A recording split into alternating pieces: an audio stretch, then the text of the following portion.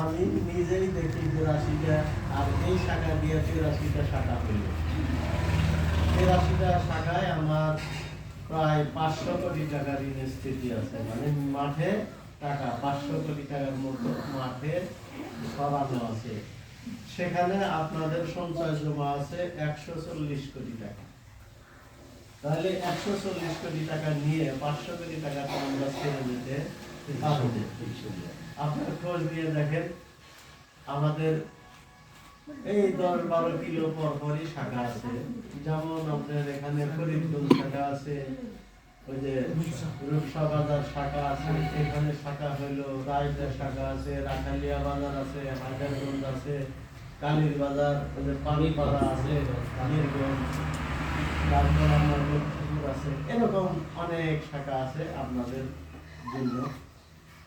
এগুলো আসে আসলে আমাদেরও উপকার, আপনাদেরও উপকার। কারণ আপনারা যদি আপনাদের আত্মীয় স্বজনের কাছেও যান, তাও কিন্তু সঠিক সময়ে টাকা পাওয়া যায় না, ছায়াও পাওয়া যায় না। কিন্তু আমরা আপনাকে চিনি না, জানি না, আপনি এলাকা হিসাবে আপনার অধিকার, আপনারা আমাদের সদস্য হতে পারবেন এবং আমাদের কাছ থেকে ঋণ নিতে পারবেন। আবার ইচ্ছা করলে আপনি সঞ্চয় জমা নিতে পারবেন, লাভ সহ ফেরত নেবেন। হায়াত মৌত সবকিছুই আল্লাহর হাতে।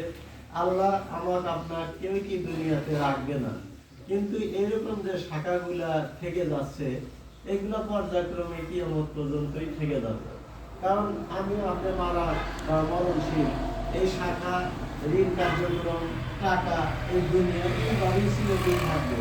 যেদিন কিয়ামত হবে সেদিন সব ধ্বংস হয়ে যাবে। তো যাই হোক, আমি আপনাদের কাছে